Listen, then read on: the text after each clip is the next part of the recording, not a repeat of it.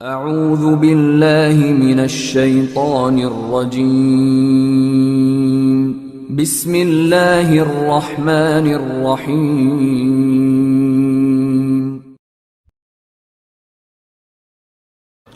Alhamdulillah, selalu kita memuji Allah subhanahu wa ta'ala, zat yang paling pantas untuk dipuji, dicintai, dihormati dan ditunduki. Karena memang kata kuncinya la ilaha illallah, la ma'buda bihaqqin illallah. Tidak ada Tuhan yang berhak disembah di langit dan di bumi kecuali Allah.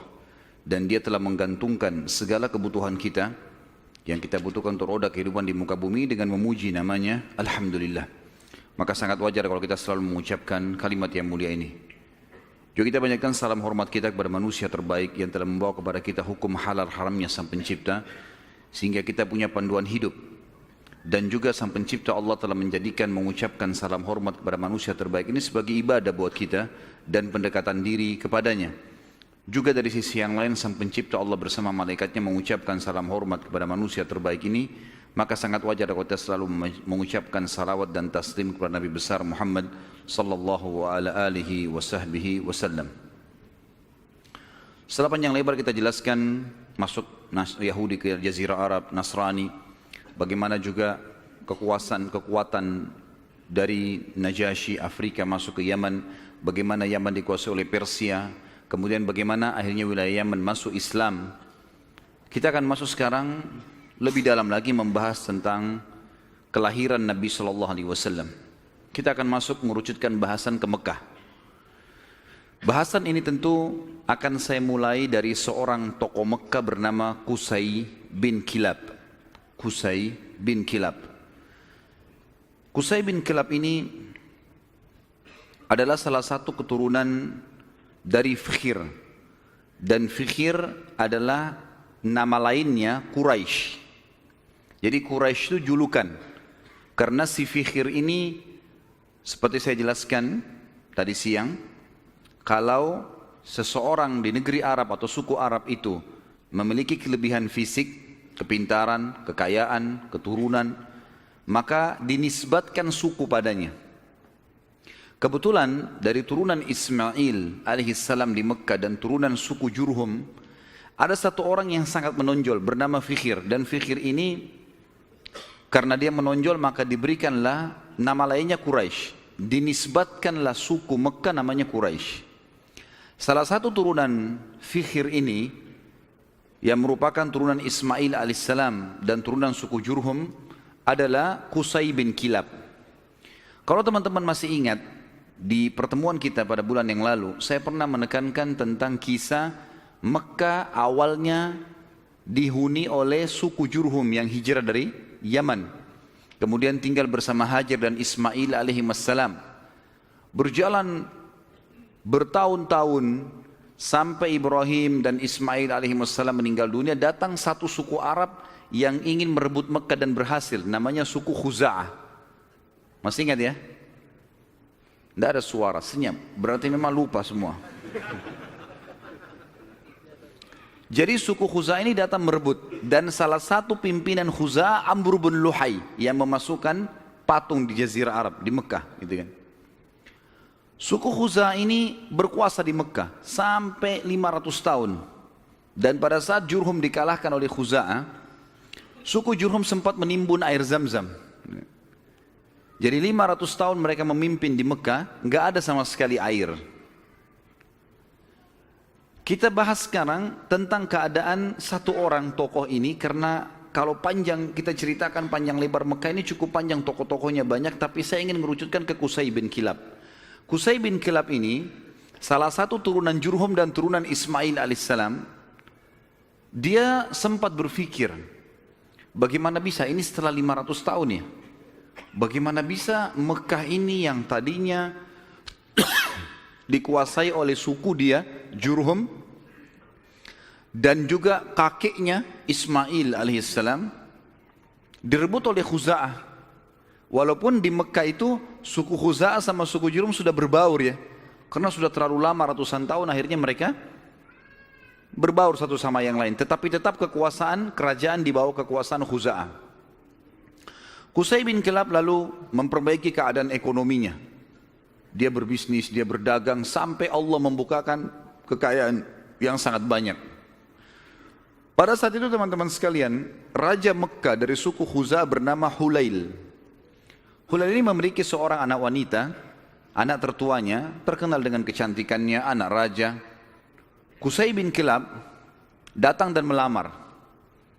Dan pada saat itu, dia orang kaya raya, dia punya kedudukan, dihormati di Mekah. Oleh Hulail diterima lamarannya. Selama ini, kalau suku Jurhum mau melamar suku Khuza'ah selalu ditolak umumnya.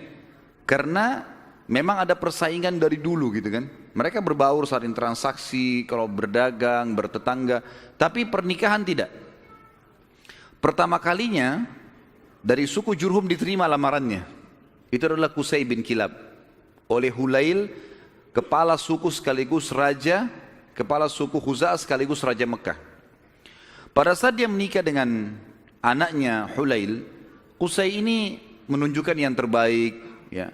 Dia patuh, dia bantu mertuanya dan seterusnya, sampai mertuanya meninggal.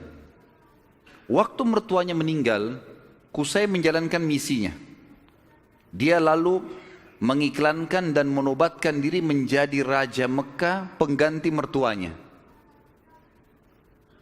Orang-orang yang dari suku Khuza'ah menolak. Bagaimana bisa kau jadi raja? Raja jelas dari Khuza'ah. Kamu dari Jurhum. Enggak boleh gitu. Maka pada saat itu terjadi perseteruan. Sampai akhirnya Qusay meminta pertolongan dari orang-orang sesuku dengan dia dari Jurhum. Dan Khuza'ah juga berkumpul. Akhirnya terbentuk dua pasukan dan terjadi peperangan besar di Mekah. Pertumpahan darah yang sangat besar dan banyak sekali korban pada saat itu. Pada saat mereka melihat korban banyak sekali teman-teman sekalian, maka tokoh-tokohnya termasuk Qusay bin Kilab dan anak-anaknya Hulail yang merupakan ipar-iparnya, ipar-ipar dari Qusay sendiri, mereka akhirnya sepakat kita harus ada penengah nih yang mengambil hukum supaya jelas siapa yang memimpin Mekah. Maka mereka akhirnya sepakat menunjuk satu orang yang dituakan di Mekah pada saat itu. Dan memang umurnya sudah sangat tua, orang ini namanya Ya'mur bin Auf. Ya'mur bin Auf, dia ditunjuk oleh orang-orang Quraisy dari Jurhum dan juga ditunjuk oleh orang-orang Khuza'ah, nunjuk. Dan diambillah sumpah atas nama Allah, apapun keputusan Ya'mur harus diterima. Baiklah, Ya'mur pada saat itu umurnya 120 tahun, orang yang sangat tua. Dan dituakan sekali, dihormati. Datang lalu mendudukkan Qusay dan anak-anaknya Hulail. Lalu mulailah ditanya oleh Ya'mur, wahai Qusay, apa alasan anda membentuk pasukan mau merebut Mekah dari keturunan mertua anda ini, apa sebabnya? Maka Qusay mengatakan, semua kita ini tahu kisah Mekah ini berawal dari kakek saya yang bernama Ismail. Dan Ismail seorang nabi. Ismail menikahi suku Jurhum, anak kepala suku Jurhum, dan itu turunan kami. Kami yang membentuk komunitas di Mekah, kami yang membentuk ekonominya, kami yang membangun Ka'bah, kami yang semuanya disebutkan. Sementara Qusay menyebutkan ini, anak-anaknya Hulail dari suku Khuza'ah nggak bisa ngomong apa-apa, karena memang semuanya betul. Memang tidak ada. Khuza'ah ditanya, lalu kalian punya apa? Enggak ada. Tidak ada andilnya di Mekah. Cuma datang pasukan dari luar menyerang Mekah, kemudian langsung menguasai. Enggak ada andil sama sekali. Tiba-tiba pada saat itu Ya'mur mengambil sebuah keputusan, mengatakan keputusan yang mutlak, seluruh Mekah, kerajaannya, kekuasaannya, pengurusan jemaah hajinya, pengurusan Ka'bahnya, ya, semuanya untuk Qusay bin Kilab. Maka dengan keputusan ini teman-teman sekalian, Qusay bin Kilab menjadi Raja Mekah. Menjadi Raja Mekah. Dan pada saat itulah kerajaan yang sudah hilang 500 tahun dari keturunan Jurhum kembali.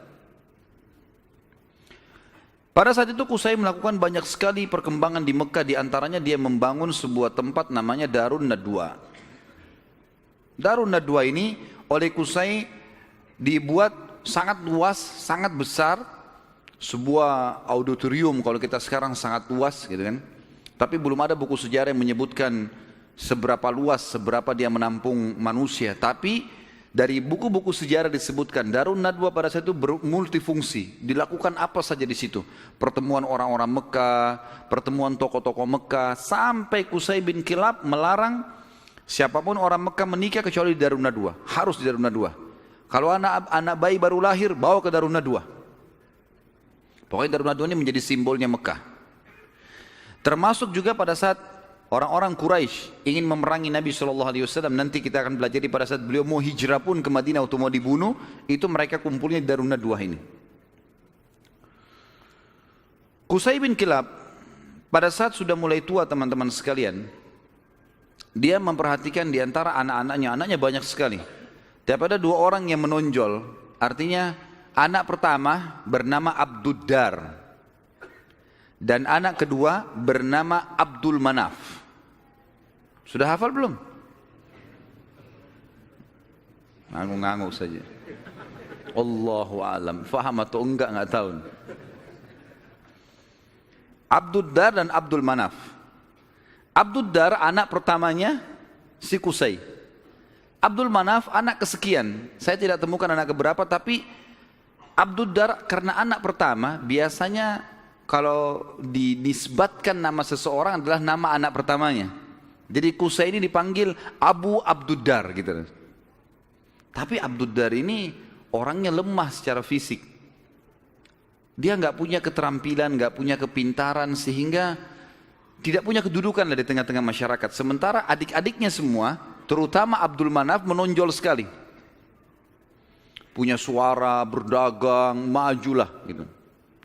Maka Qusay ingin anaknya ini, Abduddar, punya kedudukan. Apa yang dia lakukan?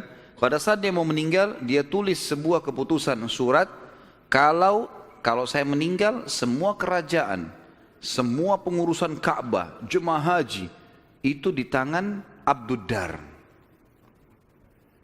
Waktu Qusay meninggal dunia, surat dibuka, ditemukan tertulis seperti itu, maka semua anak-anaknya patuh. Keputusan raja. Abduddar akhirnya menjadi raja. Berjalan waktu teman-teman sekalian, Abduddar wafat. Pada saat wafat, keturunan Abduddar mau melanjutkan kerajaan ayahnya, tapi turunan Abdul Manaf tidak setuju, nggak bisa. Abduddar ini, paman kami dulu ini, ayah kalian, itu dipilih oleh kakek kita semuanya, Qusay, karena dia nggak punya kedudukan dan kemuliaan. Sudah dikasih dan sudah berhasil. Sekarang nggak bisa kembali kepada kalian. Harusnya ini dibagi rata. Sampai mereka pada saat itu hampir perang satu sama yang lain. Sama lagi. Dicarilah hakim di antara mereka dan akhirnya kesimpulannya dibagi. Pembagian ini teman-teman sekalian adalah dibagi Abduddar khusus mengurus keturunan Abduddar, khusus mengurus semua yang berurusan dengan jemaah haji. Sementara Abduddar mengambil alih pengurusan Ka'bah dan Darun Nadwa. Sementara Abdul Manaf mengurus jemaah haji. Dibagi dua. Kita akan sedikit sisipkan di sini teman-teman sekalian kisah tentang Darun Nadwa ini yang tadi dibuat. Kita tinggalkan dulu sebentar tadi sampai ke masalah sudah pembagian Mekah. Abduddar mengurus Ka'bah dan juga Darun Nadwa. Haji itu Abdul Manaf, ya. Jadi haji ini maksudnya mengurus jemaah haji, kasih minum, kasih makan. Mereka dulu sukanya begitu. Dan mereka ini terkenal dengan dermawannya. Tidak boleh jemaah haji beli makanan, beli minuman, dikasih semua gratis. Seperti itulah. Darun Nadwa ini punya kisah unik sedikit. Saya khawatir lupa, maka saya sisipkan di sini. Darun Nadwa tadi yang dibuat oleh Qusay bin Kilab dan menjadi simbol Mekah. Kisahnya sangat unik teman-teman, kisah pembeliannya dan penjualannya. Jadi ada satu orang nanti jadi sahabat Nabi namanya Hakim bin Huzam radhiyallahu anhu. Sebelum masuk Islam, Hakim bin Huzam ini suka mabuk. Masih di Mekah di masa jahiliyah. dia bersahabat dekat dengan pemegang kuncinya Darun Nadwa. Jadi yang bertanggung jawab. Dari turunan Abdiddar. Waktu lagi mabuk sama-sama, si pemilik kunci ini mabuk luar biasa sampai nggak sadar sudah. Si Hakim bin Huzam bilang, kau mau jual nggak Darun Nadwa dengan saya? Kata temannya lagi mabuk, iya saya jual. Berapa harganya? Kata si mabuk ini bilang, dengan sekendi khamr. Kasih saya sekendi khamr, ambil Darun Nadwa. Hakim pada saat itu, dia tidak semabuk temannya nih. Dia lalu mungkin panggil saksi-saksi segala macam, dikasih satu kendi khamr. Darun Nadwa ini dijual oleh turunan Abdiddar. Karena sudah ada saksi, ada terang saksi, maka selesai. Akhirnya keturunan Abdiddar kehilangan Darun Nadwa gara-gara terang saksi ini tadi. Ini Darun Nadwa teman-teman sekalian terus di tangan Hakim bin Huzam sampai beliau masuk Islam. Nabi SAW biarkan saja. Di zaman Abu Bakar dia masih hidup, zaman Umar, zaman Uthman, zaman Ali. Sampai di zaman kekhilafaannya Muawiyah radhiyallahu anhu majma'in, dinasti Umayyah yang pertama berdiri. Muawiyah anaknya Abu Sufyan. Abu Sufyan dulu tokoh Mekah kan gitu. Radhiyallahu anhu majma'in, kan Abu Sufyan juga sempat masuk Islam di pembebasan kota Mekah. Maka pada saat itu Hakim bin Huzam di zaman Muawiyah menjual Darun Nadwa. Dijual sama dia dengan harga 100.000 dinar. Mahal sebenarnya. Tapi Darun Nadwa ini kedudukannya besar di Quraisy. Muawiyah bilang, menghardik dia, hai Hakim, ngapain kau jual Darun Nadwa dengan harga 100.000 dinar? Itu bisa tidak ada nilainya. Peninggalan dari Qusay bin Kilab, gitu kan? Raja pertama Mekah setelah 500 tahun ditinggalkan oleh Jurhum, gitu. Maka kata Hakim radhiyallahu anhu, wahai Amir Mukminin, sekarang kita sudah Muslim. Penilaian mulia dan bukan mulia itu bukan dari peninggalannya Qusay bin Kilab, tapi kita pengikut Nabi Muhammad SAW. Dan saya dulu demi Allah membelinya dengan sekendi khamr. Sekarang 100.000 dinar banyak sekali. Dan Anda menjadi saksi bersama dengan seluruh muslimin yang ada di sini, kalau 100.000 dinar ini saya sedekahkan di jalan Allah. Kisahnya begitu. Jadi kisah Darun Nadwa, karena tadi kita sempat singgung, ada proses pembelian lepas dari tangan keturunan Abdiddar dan bagaimana proses penjualannya setelah itu. Tentu sekarang sudah tidak ada semuanya ini, tapi ini kisah pada saat itu. Baik, kita kembali teman-teman sekalian ke kisah kita. Abdul Manaf, tadi kan Abdiddar sama Abdul Manaf. Sekarang Abdiddar sudah kita sebutkan, diantaranya mereka menguasai Ka'bah dan Darun Nadwa. Dan sudah dijual, tinggal Ka'bah, perawatan Ka'bah, kiswahnya segala macam urusan mereka. Abdul Manaf bertanggung jawab tentang jemaah haji, kan itu. Abdul Manaf ini teman-teman sekalian punya seorang anak bernama Hashim. Hashim ini punya anak bernama Syaibah. Garis bawahi nama Syaibah nih. Tadi sudah makan siang belum ini? Banyak nama yang harus dihafal nih. Kita kerucutkan bahasan tentang Abdul Manaf punya anak namanya Hashim. Hashim punya anak Syaibah. Garis bawah Syaibah nih. Kita akan bahas Syaibah ini. Hashim ini ayahnya Syaibah. Waktu menikah dengan istrinya, ibunya si Syaibah, karena mulianya, ini tradisi jahiliyah dulu ya, karena kedudukan si ibunya Syaibah ini tinggi di sukunya, anak kepala suku, maka ismah itu cerai di tangannya ibunya. Ibunya bisa menceraikan suaminya, hukum dulu. Berjalan waktu, meninggal Hashim. Syaibah ini ikut sama ibunya ke perkampungan ibunya. Ada satu anaknya atau saudaranya Hashim ya. Saudaranya Hashim ini, jadi Abdul Manaf punya beberapa anak, diantaranya Hashim yang punya anak Syaibah, ada juga anaknya yang lain bernama Muttalib. Anaknya si Abdul Manaf ini. Muttalib ini namanya orang, ya. Muttalib ini datang ke perkampungan Syaibah, ibunya Syaibah tadi, lalu dia berkata kepada ibunya, ini ayahnya Hashim sudah meninggal, tapi anak ini keturunan Qusay bin Kilab, ini turunan raja di Mekah.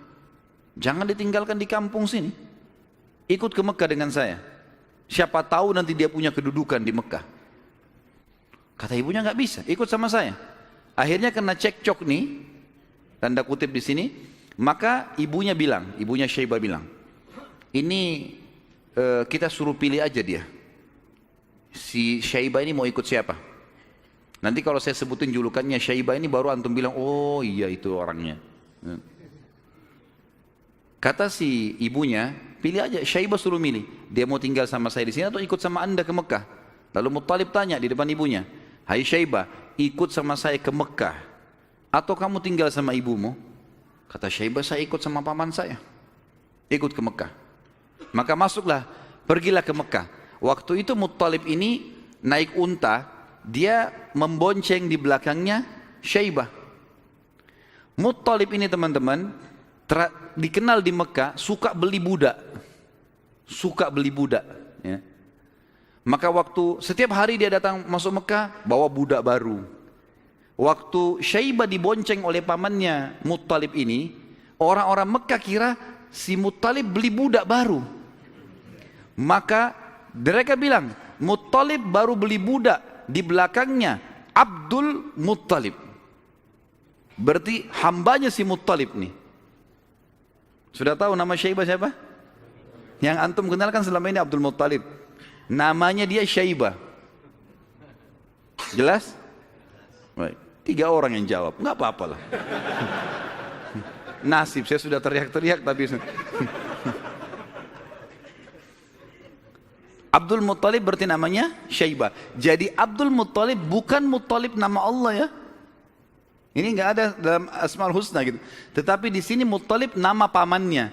Karena sering beli budak, kemudian dia membonceng ponakannya. Orang-orang Mekah kira ini adalah budak baru, maka dibilang Abdul Muttalib, hambanya Muttalib. Tapi karena itu sudah menjadi buah bibir di Mekah, akhirnya terkenal dengan Abdul Muttalib. Baik, Abdul Muttalib ini yang tentu kita sudah tahu adalah kakek Nabi SAW. Kita masuk mengerucutkan bahasan sekarang ke Abdul Muttalib nih, si Syaibah. Kita sudah kerucutkan bahasan dari Abdul Manaf. Ada anaknya Hashim, Hashim punya anak Syaibah. Syaibah ini Abdul Muttalib. Kita harus kerucutkan begitu supaya nanti ngerucut ke Nabi SAW. Karena kalau melebar akan jalur nasab Quraisy banyak sekali. Abdul Muttalib ini pada saat dia masuk ke Mekah, kemudian dia menikah, Allah karuniakan dia 1 orang anak. Anaknya diberi nama Harith, 1 anak dikasih. Waktu Harith sudah mulai bujang, mencapai umur sekitar 17 tahun. Abdul Muttalib ini, Syaibah, mimpi malam-malam. Dia mendengar suara dalam mimpinya, ihfirit tiba. Maksudnya, galilah tiba. Tiba itu sesuatu yang baik. Lalu dia bertanya, mat tiba? Apa itu tiba? Hilang suara itu. Hari kedua dia mimpi lagi, dengar lagi suara, ihfiril barrah, galilah sesuatu yang baik, yang bermanfaat. Dia tanya, mal barrah, apa itu barrah? Yang baik itu apa? Hilang lagi suara itu. Hari ketiga dia mimpi lagi, ihfiril madmunah, gali sesuatu yang terjamin. Dia tanya, mal madmunah, apa itu madmunah? Hilang lagi. Hari keempat baru dia mimpi dan dia dengar ihfiriz zamzam, galilah zamzam itu. Zamzam ini di zaman itu cuma seperti sebuah histori lama, kenangan. 500 tahun tidak ada sumur zamzam, hilang. Jadi selama Khuza'ah berkuasa teman-teman sekalian di Mekah, mereka selalu mendatangkan air dari luar, beli mahal dari luar Mekah, sumur-sumur di luar Mekah. Abdul Muttalib ini pernah dengar kalimat zamzam, penasaran dia. Terus dia tanya, dalam mimpi dia tanya, mas zamzam, apa itu zamzam? Lalu keluarlah suara itu mengatakan, dan dia dengar pada saat itu ya, kalau dalam buku-buku sejarah disebutkan, la tanzifu abada, sesuatu yang tidak akan pernah rusak, wala tarum, juga ya, sesuatu yang selalu bersih dan tidak akan pernah rusak. Taskil hajijal a'zam, engkau akan memberikan dengannya air para jemaah haji. Dikatakan wahia bainar rafthi waddam, tempatnya air zam-zam itu berada di antara rafath. Rafath itu bisa berarti busanya darah, atau memang darah yang bercampur, busa yang bercampur dengan darah, atau memang busa air biasanya. Jadi dikatakan sini ciri-cirinya adalah tempat zam-zam itu ada darah yang bercampur dengan rafath, dengan busa, kemudian bercampur sama tanah. Lalu dikatakan lagi dalam mimpinya, inda naqratil gurabil a'sam, di bawah patokannya burung gagak yang memiliki warna keputih-putihan. Inda qaryatin naml, di atas atau di sekitar sarang semut. Seperti itu dalam mimpinya. Maka Abdul Muttalib bangun pagi-pagi, penasaran dia dengan mimpi ini. Dan dia tahu mimpi ini gak mungkin main-main. 3 hari, 4 hari berturut-turut, kemudian dia disuruh gali, dia bawa cangkulnya, datang di sekitar Ka'bah. Dia cuma tebak saja kemungkinan dekat Ka'bah nih, karena tidak ada tempat yang lebih agung di Mekah daripada Ka'bah. Dia datang dekat Ka'bah. Dan kalau masih ingat dulu, pada pertemuan kita di bulan yang lalu, ada penjelasan tentang 2 patung yang disembah di Mekah, Isaf dan siapa yang ingat? Kalau lupa saya nggak datang lagi Balikpapan. Isaf dan Nailah. Isaf kan nama laki-laki, Nailah nama perempuan. Yang dulu mereka saling suka, akhirnya mereka berzina depan Ka'bah dan dikutuk menjadi patung. Kan dulu waktu sebelum Amr bin Luhai datang ke Mekah, patung Isaf ditaruh di Gunung Safa, patung Nailah ditaruh di Gunung Marwah untuk peringatan bagi orang-orang. Nih, hati-hati kalau berzina depan Ka'bah dikutuk begini nih, gitu. Tapi oleh Amr bin Luhai yang membawa patung masuk ke Jazirah Arab, dia angkat patung Isaf dan Nailah, dipindahin dekat Ka'bah, disuruh orang Mekah sembah. Tapi orang sudah lupa sejarahnya karena kejadian Isaf dan Nailah dikutuk ini jauh sebelum Amr bin Luhai. Ringkas cerita, di depan Ka'bah antara Hajar Aswad dengan Hijr Ismail itu ada patung Isaf dan Nailah. Ada satu suku Arab teman-teman sekalian datang ke situ antara Isaf dan Nailah nyembeli sapi. Tiba-tiba pada saat Abdul Muttalib lagi duduk, lagi memperhatikan ke arah Ka'bah di antara Isaf dan Nailah, kemudian ada orang nyembeli sapi. Waktu disembeli darahnya ngucur. Darah itu berbusa. Dan karena dia ngucur, jalan sampai berada di sekitar Isaf dan Nailah. Dia kurang lebih jangan dibayangkan ini Ka'bah, ini Hajar Aswad dan ini Hijr Ismail. Isaf dan Nailah itu ditaruh cukup jauh ya, agak berjarak antara Hajar Aswad jauh ke belakang dengan Hijr Ismail juga jauh. Jadi di kiri kanan ya. Tempat itu sangat luas. Jadi jangan difahami tadi ini misalnya Ka'bah kemudian di sini posisinya, tapi agak jauh di kiri kanan. Maka pada saat itu darah ini ngucur dari patung Isaf itu menuju ke tempat di tengah-tengah di situ. Pada saat itu di tengah-tengah. HP-nya siapa nih? Pada saat itu patungnya, darahnya ngalir, kemudian darah itu ngalir menuju ke tengah-tengah antara Isaf dan Nailah ini, dan ada seperti tempat agak turun di lembah Mekah, kan waktu itu masih pasir, lalu darah itu berkumpul di situ. Jadi akhirnya darah sama pasir bercampur. Abdul Muttalib lihat ini isyarat pertama nih. Mimpinya kan tadi darah yang mengalir berbusa yang bercampur dengan tanah, gitu kan. Lalu kemudian dia dekatin tempat itu, darah yang berkumpul itu.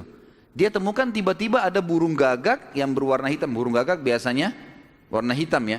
Tapi kalau ada burung gagak yang di bagian sayapnya itu ada beberapa bulu warna putih, namanya a'sam dalam bahasa Arab, gurabil a'sam. Maka dia lihat ada burung gagak. Burung gagak ini mengepakin sayapnya dan mematuk-matuk di atas sekitar darah itu. Dia lihat isyarat yang kedua. Isyarat yang ketiga adalah di situ ada sarangnya semut. Dia lihat ke dekat kakinya, ternyata ada beberapa ekor semut yang menggigit kakinya dia. Dia melihat ada lubang di situ. Maka dia bilang kepada anaknya Harith, Harith, saya mau menggali di sini. Siapapun jangan mengganggu saya. Maka dia angkat cangkulnya. Tapi kita jangan lupa, ini depan Ka'bah. Orang-orang lagi banyak tawaf waktu itu, walaupun banyak berhala. Dia angkat cangkul, orang jadi bahan perhatian. Tokoh-tokoh Quraisy pada datang semua. Lalu tokoh-tokoh Quraisy mengatakan, hai Abdul Muttalib, apa yang kau lakukan nih? Kata Abdul Muttalib kepada Harith, singkirkan mereka dari saya, sibukkan. Jangan sampai mereka dekatin saya. Terus saja Harith menyibukkan orang-orang Quraisy dan Abdul Muttalib terus saja mencangkul sampai ujung cangkulnya menyentuh bibirnya sumur itu. Sumur Zamzam. Dan dengan kuasa Allah, airnya muncrat keluar.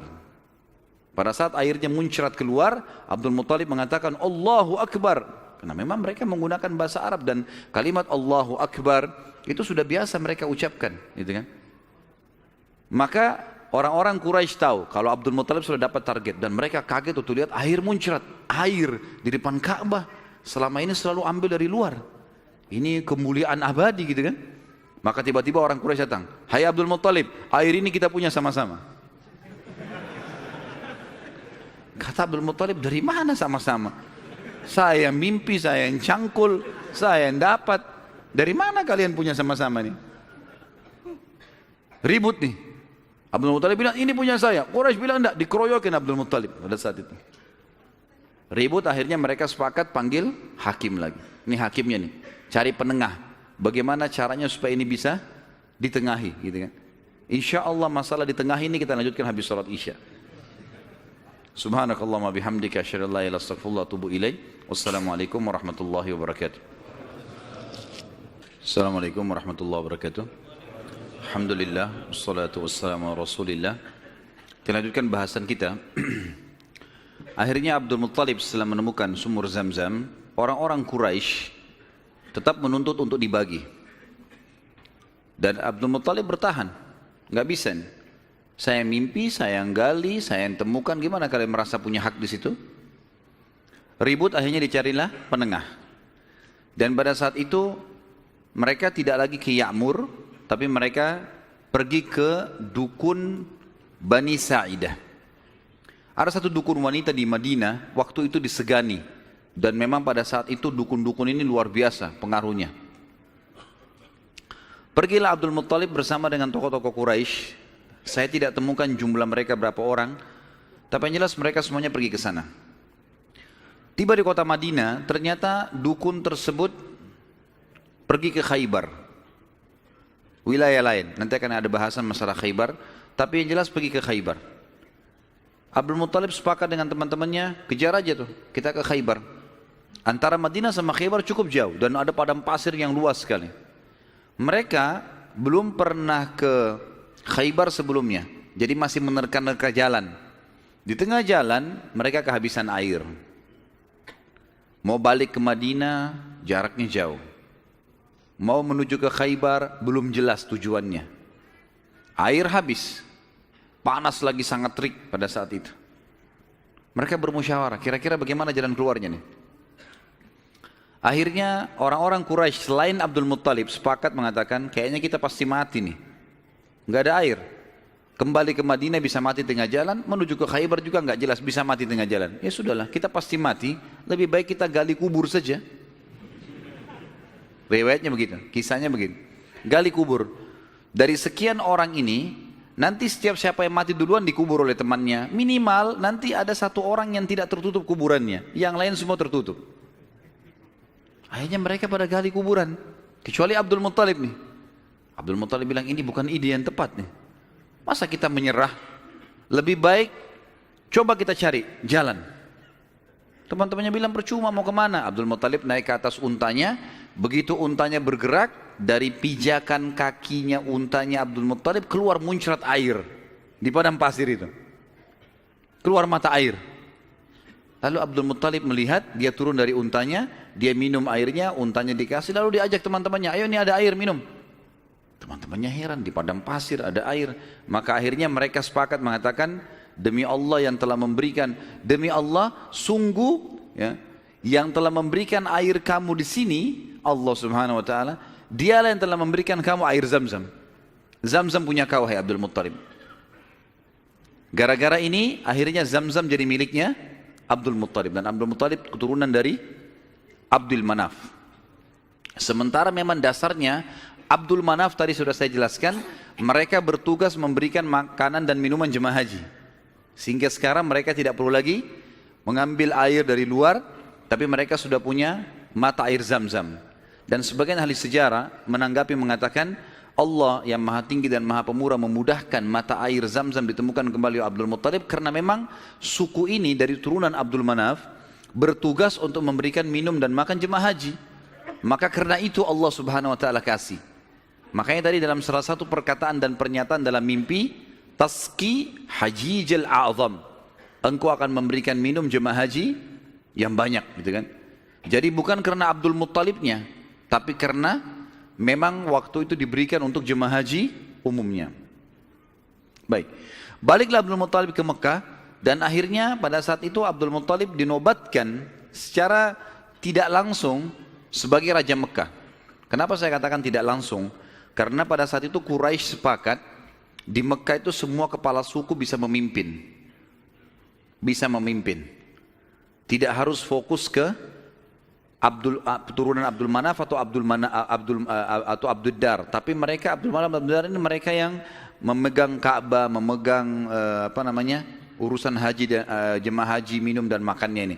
Tapi pasukan segala macam ini boleh dari mana saja. Tapi dengan kejadian Abdul Muttalib menemukan air Zam-Zam, maka terkerucut lagi masalah orang-orang Mekah. Karena tadi setelah Abdul Dar meninggal, kan kita sudah bilang tadi, kan pecah ya. Abdul Dar kan jadi raja pengganti ayahnya Qusay. Tapi setelah Abdul Dar mati, ribut anak-anaknya, akhirnya tidak ada raja. Setelah kejadian air Zam-Zam, secara tidak disadari Abdul Muttalib ditunjuk menjadi raja. Dan inilah sebabnya waktu kita jelaskan tadi masalah pasukan gajah yang datang, Abdul Muttalib kan menjadi raja pada saat itu. Dan menjadi raja justru karena menemukan mata air Zam-Zam ini. Abdul Muttalib pada saat itu mulai naik kedudukannya, namanya jadi tambah baik dan seterusnya. Memang orangnya sangat dermawan. Semua orang boleh minum air Zam-Zam tapi melalui izin dia. Tapi tidak bayar, gitu kan? Dikasih semuanya. Abdul Muttalib mulai berpikir, waktu dia tadi punya anak satu, namanya Harith. Masih ingat nggak? Wah, ngaku-ngaku aja. Baiklah, saya terima. Anaknya tadi satu, Harith, yang disuruh jaga sama dia waktu dia mencangkul kan. Baiklah, si Harith dia pikir, waktu saya tadinya punya anak satu nih, kayaknya kerepotan, gak ada yang bisa bela dia. Dan seorang raja, salah satu kebanggaannya kalau punya keturunan banyak. Maka dia pada saat itu berazam, bernazar ya, kalau Allah memberikan dia anak laki-laki yang banyak, jumlahnya mencapai 10, dia akan menyembeli salah satunya, dikorbankan di depan Ka'bah untuk Allah. Nggak ada dalam syariat Nabi Ibrahim alaihissalam. Ini ijtihadnya, upayanya Abdul Muttalib. Subhanallah, berjalan waktu, istrinya melahirkan, punya anak 16. Anaknya Abdul Muttalib 16, 10 laki-laki, 6 perempuan. Laki-laki yang 10 ini, yang paling pertama tentu ada namanya Harith ya. Kemudian ada, jadi dari 10 ini kita bagi 6 ini meninggal sebelum masa kenabian, 4 mendapatkan masa kenabian. Dari 10 anak Abdul Muttalib yang laki-laki, ada 6 yang meninggal sebelum fase kenabian, sebelum penobatan Nabi SAW menjadi Nabi. Ini paman-paman Nabi semua ya. Dan ada 4 yang mendapatkan fase atau masa kenabian. 6 orang yang tidak dapat masa kenabian ini tentu dimulai dari Harith tadi, anak pertamanya Abdul Muttalib. Kemudian tentu ada beberapa nama ya, saya sebutkan Harith, Dirar, Hijir, Muqaddam, Zubair. Dan yang keenam Abdullah, ayahnya Nabi SAW. Abdullah ini sebenarnya anak paling bungsu dari Abdul Muttalib, anak ke-10. Anak ke-10 dari 10 anak laki-lakinya ya. Maka 6 orang ini meninggal sebelum masa kenabian. Harith, Dirar, Hijr, Muqaddam, Zubair dan Abdullah. Dan ada 4 orang hidup sampai masa kenabian. 2 beriman, 2 kafir. Yang beriman adalah Hamzah dan Abbas radhiyallahu anhum. Ini sempat beriman pada Nabi SAW dan mulia. Hamzah bahkan menjadi pimpinan para syuhada, mati syahid mulia di perang Uhud. Dan Abbas hidup sampai setelah Nabi SAW meninggal pun, sampai di zaman Khilafah Umar. Kemudian ada 2 yang hidup di masa kenabian tapi kafir, enggak beriman. Abu Talib dan Abu Lahab. Abu Talib ini nama lainnya dia Abdul Manaf. Diambil dari nama kakeknya, tapi terkenal dengan Abu Talib. Abu Lahab julukan namanya Abdul Uzza. Dan kita tahu surah Al-Masad turun pada Abu Lahab ini. Paman Nabi SAW, benci sekali dengan Nabi, benci dengan dakwah. Nanti akan kita ceritakan kisahnya di pertemuan akan datang. Yang jelas ini 10 orang anak laki-laki Nabi SAW. Kemudian ada 6 orang anak perempuan. Yang pertama Sofiyah. Sofiyah ini ibunya Zubair bin Awam radhiyallahu anhu. Dan Sofiyah nanti akan kita ceritakan kisahnya luar biasa, pemberani perempuan ini. Dan dia mendidik Zubair bin Awam dengan sangat tegas. Jadi kalau dia jalan, dia membawa Zubair, dia latih di tempat gelap, sengaja dia diam. Kalau Zubair nangis ditinggalin, dibiarin. Karena mau dilatih. Orang-orang semua pada hardik, hai Sofia, kenapa kau gitu kan anakmu? Saya mau dia jadi pemberani. Dan betul-betul jadi pemberani Zubair. Zubair itu di peperangan-peperangannya, kalau teman-teman ikuti ceramah saya di YouTube, ada serial sahabat di antara Zubair bin Awam itu luar biasa. Kalau pasukan lagi berhadapan, dia maju ke depan musuh. Jadi musuh di depan ini, kemudian dia di depannya. Tunggu takbir di belakang, dia serang duluan, sendirian. Luar biasa beraninya, radhiyallahu anhu. Ibunya namanya Sofia, tante Nabi SAW. Dan ini sempat masuk Islam di tangan Nabi SAW. Kemudian ada Ummu Hakim, ada Atiqah, ada Umaymah, ada Arwah dan Bar. Kita masuk sekarang ke masalah, kembali ke mana Abdul Muttalib. Abdul Muttalib ini anak terakhirnya yang ke-10 adalah Abdullah. Dan itu ayah Nabi SAW. Abdul Muttalib kan tadi sudah saya bilang dia nazar, kalau punya 10 anak laki-laki, dia akan korbankan salah satunya kan. Lalu dia datang ke dukun di Mekah, dan dia berkata pada dukun itu, acaklah nama anak-anak saya. Tradisi mereka pada saat itu suka sekali mengundi nasib.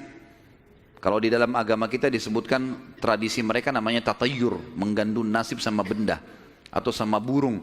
Orang-orang Arab itu kalau orang Quraisy dulu, mereka kalau mau safar, mereka ambil bulu, kemudian mereka tulis safar. Bulu yang kedua tidak safar, bulu ketiga kosong. Dimasukin dalam kotak, kemudian dia ambil salah satunya tidak sambil tidak dilihat. Kalau keluar kata-kata safar, dia yakin di perjalanannya aman. Tradisi jahiliyah, mereka salah pada saat itu tentunya. Kemudian kalau keluar tidak safar, mereka tidak boleh safar. Kalau mereka safar berarti kena musibah. Kalau keluar bulu yang tidak ada tulisannya, maka dia ulangi. Ada cara yang lain sampai dapat safar atau tidak safar ya. Kalau ada tradisi yang lain adalah kalau mengacak nama, maka mereka menulis nama di batu, lalu batu ini dibalik, kemudian ditaruh lalu diacak, dikeluarkanlah. Kalau mereka butuh sesuatu dengan cara seperti itu, ya. Dan ini ditarik dalam hampir setiap kehidupan mereka, mau beli rumah, mau apa saja selalu ditulis di batu, terus diacak di batu, itu mungkin dinasib dengan itu. Abdul Muttalib datang kepada satu dukun mengatakan, tulis nama anak-anak saya laki-laki ini, semua dari Harith sampai Abdullah. Tulis semuanya 10 orang, acak. Siapa yang keluar namanya, itu yang saya korbankan. Dan kalau nama Abdullah selamat, tidak keluar, maka saya langsung eksekusi. Karena Abdullah anak paling bungsu dan paling disayang oleh ayahnya Abdul Muttalib. Seperti itulah. Baik, diacaklah batu ini, diambil batu, keluar namanya Abdullah. Abdul Muttalib berat sebenarnya, ini anak paling bungsu disayang. Musyawarah sama anak-anaknya gimana? Nggak apa-apa ya, acak aja lagi. Acak lagi, yang kedua kali namanya Abdullah lagi. Sampai 3 kali. Namanya Abdullah terus yang diambil, keluar. Padahal ini batu diacak 10 nama. Kata Abdul Muttalib, berarti sudah memang anak ini nasibnya. Bawa Abdullah. Dibawalah Abdullah ini ke depan Ka'bah, ditaruh di atas sebuah batu. Biasanya mereka taruh di situ sembelihan, taruh kambing, taruh apa, dipegang di atas batu itu, baru mereka sembelih untuk berhala-berhala gitu kan. Ditaruhlah Abdullah, mau disembelih sama dia. Ikat tangannya, ikat kakinya, angkat pedang, mau disembelih. Orang-orang Quraisy lihat, apalagi yang Abdul Muttalib buat nih. Datang tanya, hai Abdul Muttalib, apa yang kau lakukan? Saya sudah nazar, kalau Allah kasih saya 10 anak, saya sembelih salah satunya. Dan saya sudah acak nama-nama anak-anak saya yang keluar anak ini. Saya mau jalankan nazar saya. Orang-orang Quraisy bilang, gak bisa, jangan. Mereka berusaha tahan. Akhirnya Abdullah ini ditarik-tarik. Ini. Sampai akhirnya, karena ditarik-tarik, ada orang Quraisy yang sempat menarik bagian badannya dan ada yang menarik kupingnya, sampai kuping Abdullah itu sempat luka. Ini. Maka ada julukan sendiri dikatakan Abdullah yang luka kupingnya. Gitu. Ayah Nabi SAW. Baik. Pada saat itu, orang-orang Quraisy mengatakan, wahai Abdul Muttalib, sadarlah, kalau kau lakukan ini sementara kamu adalah tokoh masyarakat di Mekah, maka akan menjadi sebuah tradisi nanti ini. Akhirnya setiap orang punya 10 anak laki-laki, 1 disembelih. Dan apa kenikmatannya orang kalau sudah punya anak disembelih gitu? Jangan dilakukan. Mari kita berhukum lagi. Cari hakim. Kembali kepada wanita dukun di Madinah. Suku Sa'idah tadi. Yang tadi pada saat pertama mau cari air Zam-Zam, mau miliknya siapa air Zam-Zam, kan mereka ke Madinah. Tapi dukunnya kan pergi ke Khaybar, nggak ketemu. Tidak sempat ketemu, akhirnya dapat air dari telapak kaki untanya Abdul Muttalib. Sekarang nggak, mereka pergi lagi ke sana ke Madinah, ketemu sama dukun itu. Tanya, bagaimana nih? Tentu ini bukan kita sedang mempromosikan dukun haram dalam agama. Setelah Islam datang nggak ada dukun ini. Kata Nabi SAW, siapa yang datang kepada dukun bertanya saja, bertanya. Terka tangannya, terka apa segala macam, tidak diterima sholatnya 40 hari. Yang datang bertanya, percaya kufur kepada apa yang diturunkan kepada Muhammad SAW. Tapi kita sedang merentet histori pada zaman itu ya. Baik, pada saat itu teman-teman sekalian, dukun ini tanya, berapa dia? Dia itu denda. Berapa dendanya orang di Mekah Quraisy kalau ada yang membunuh? Kata Abdul Muttalib, 10 ekor unta. Jadi kalau orang membunuh, supaya dia tidak dibunuh, dia harus bayar ke walinya orang yang dibunuh 10 ekor unta. Kata si dukun, tulis namanya Abdullah di batu, tulis juga 10 ekor unta di batu yang lain. Balik, acak. Ini ngundi nasib terus ini. Acak. Waktu diacak, kata dukunnya, kalau keluar namanya Abdullah, supaya Abdullah selamat, tambah batu yang ketiga, tulis 10 ekor unta lagi. Sampai Abdullah selamat. Kalau keluar nama unta, nah baru untanya, baru Abdullah selamat. Ditaruh batu 10 ekor unta sama Abdullah. Diacak, namanya Abdullah keluar. Tambah batu, 20 ekor unta sekarang. 10, setiap batu 10 ya. 10 ekor unta, batu kedua. Keluar lagi namanya Abdullah. Terus sampai 10 batu.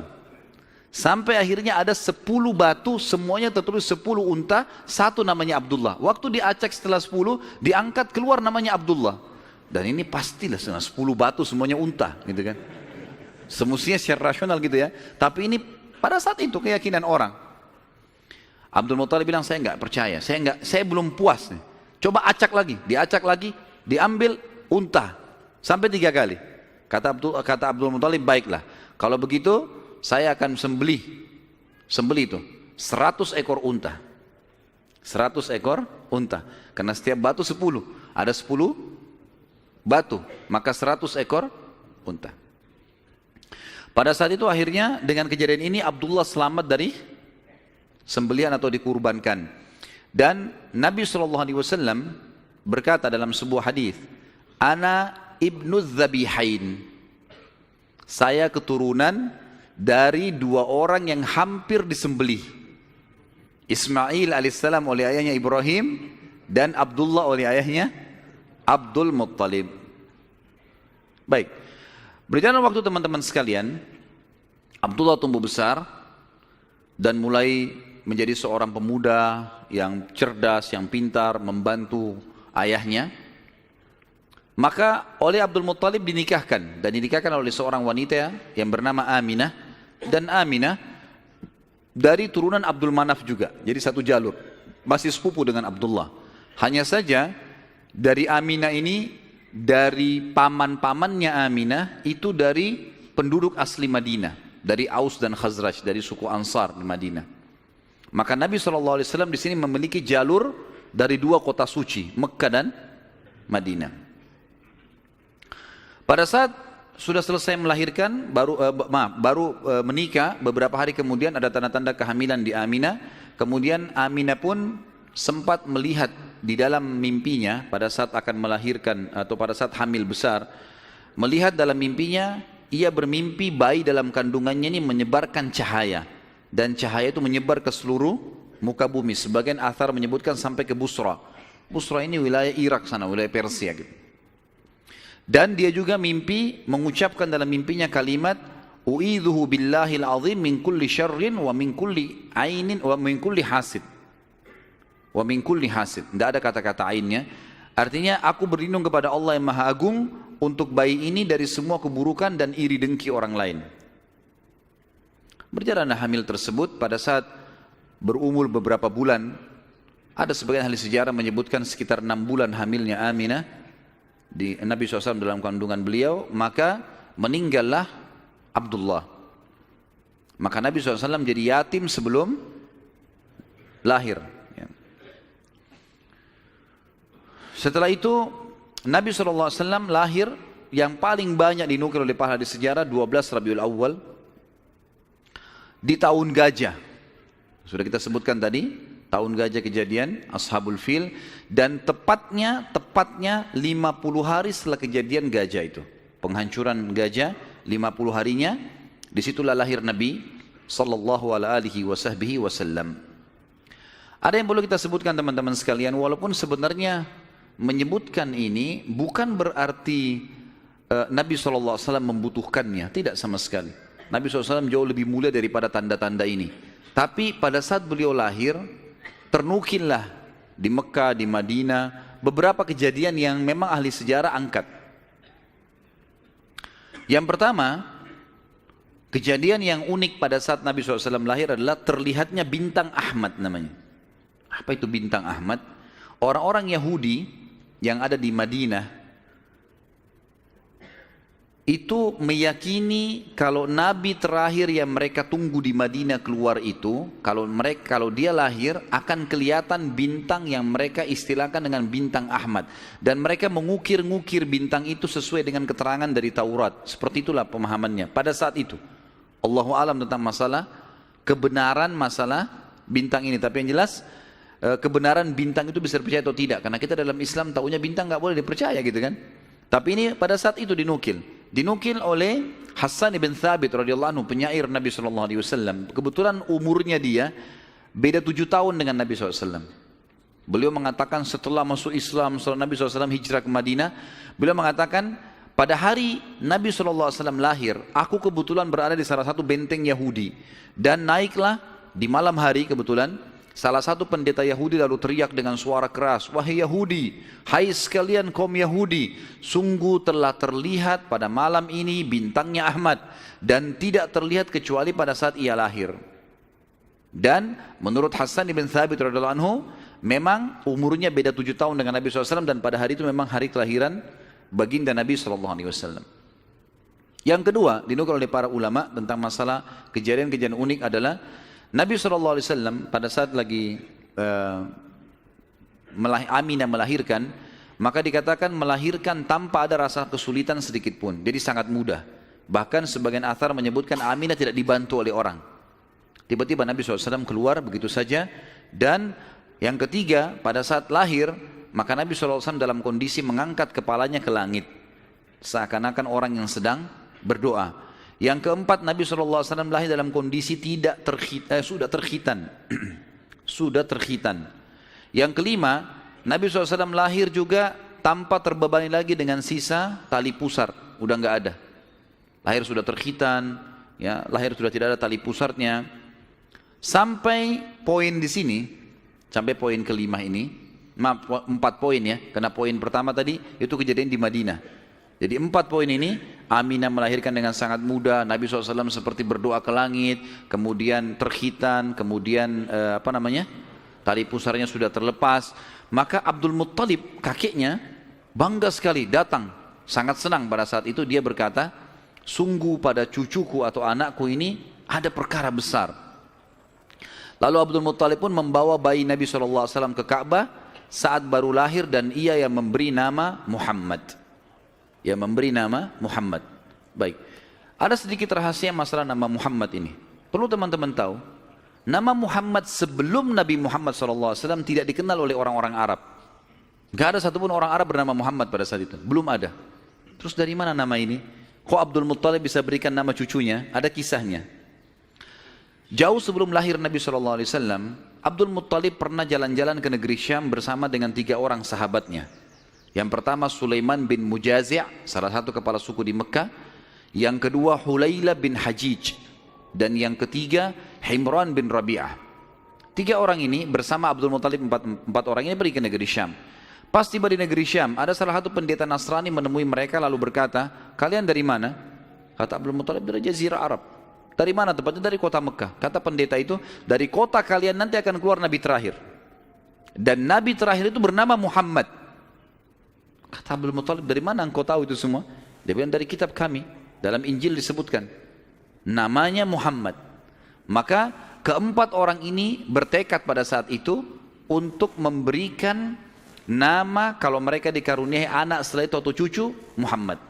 Dan dari 4 orang ini, pada saat balik ke Mekah, orang yang pertama mendapatkan cucu laki-laki adalah Abdul Muttalib. Itulah Nabi Muhammad SAW. Maka dia pun mengangkat bayi Nabi SAW lalu keliling di dekat Ka'bah lalu mengatakan, anak ini memiliki perkara yang besar. Aku memberikan nama Muhammad. Aku memberikan nama Muhammad. Terus dia mengucapkan kalimat itu. Kemudian selanjutnya teman-teman sekalian, yang keenam adalah goncangnya istana Kisra di Persia. Dan rubuhnya 14 teras istananya. Jadi ada teras-terasnya istana itu rubuh semua tanpa sebab. Rusak semuanya. Pada saat melihat kejadian tersebut, Kisra sempat khawatir. Lalu dia bertanya kepada para peramal-peramalnya lah, dukun-dukunnya segala. Maka mereka pun menjawab, goncangnya istana disebabkan karena hari ini lahir seseorang nabi. Dan runtuhnya 14 teras ini menandakan terdapat 14 raja Persia. Tinggal 14 orang saja. Selebihnya sudah runtuh kerajaan ini. Maka sempat Kisra bilang, 14 raja masih lama. Kalau satu raja punya 1100 tahun umurnya, berarti 1400 tahun. Tapi tanpa disadari oleh Kisra, para ahli sejarah muslim menukil, tanpa membenarkan ramalan ini ya, kita bukan membenarkan, karena ramalan itu semua kalaupun bertepatan karena mereka mencuri, syaitan mencuri berita dari langit, bukan karena mereka tahu, sebagaimana dijelaskan dalam ada hadits Nabi SAW. Dan ternyata setelah Kisra yang pada saat Nabi SAW lahir itu ada, anak-anaknya berselisih pendapat dan dalam waktu 4 tahun saja terjadi penggantian 10 orang Kisra, mati semua, saling membunuh satu sama yang lain. Ya, dan puncaknya yang terakhir adalah yang ke-14 meninggal di zaman Umar radhiyallahu anhu. Pada saat Umar menembus wilayah Persia. Yang ke-7, padamnya api sesembahan kaum Majus. Jadi ada api yang disembah di beberapa titik di negeri Persia. Jadi mereka buat api besar dan api itu selalu disembah, tiap hari mereka sembah. Pada saat Nabi SAW lahir, api itu tiba-tiba mati. Dan mereka berusaha menyalakan, tidak bisa. Selamanya mati. Sampai Persia pada saat itu, seluruh Persia yang menyembah api, apinya mati semua, nggak ada. Mereka mau coba nyalakan, sampai runtuhnya di zaman Umar bin Khattab, nggak ada api mereka. Nggak bisa lagi mereka nyalakan api untuk disembah ya. Nggak bisa lagi mereka nyalakan. Setiap kali di wilayah Persia dinyalakan api, mati, padam. Mereka cuma pakai masak, misalnya di situ padam. Nggak bisa sama sekali. Yang ke-8, hanyutnya air sungai Sawa. Sungai Sawa ini teman-teman sama dengan sungai Gangga sekarang di India. Di kultus dianggap ini sungai apalah, keramat lah dan seterusnya, gitu kan. Maka orang-orang Persia meyakini sungai Sawa ini adalah sesuatu yang luar biasa. Kalau ada yang mati, mereka bakar, lalu mereka lempar debunya di situ, airnya diambil, dianggap suci, apalah segala macam. Subhanallah, karena sungai ini selalu ditaruh tumbal segala macam. Waktu Nabi SAW lahir, air sungai ini hilang. Nggak ada airnya sama sekali, kering. Sampai sungai Sawa dilupain udah, nggak ada lagi sungai. Namanya memang sungai Sawa. Ya, gitu.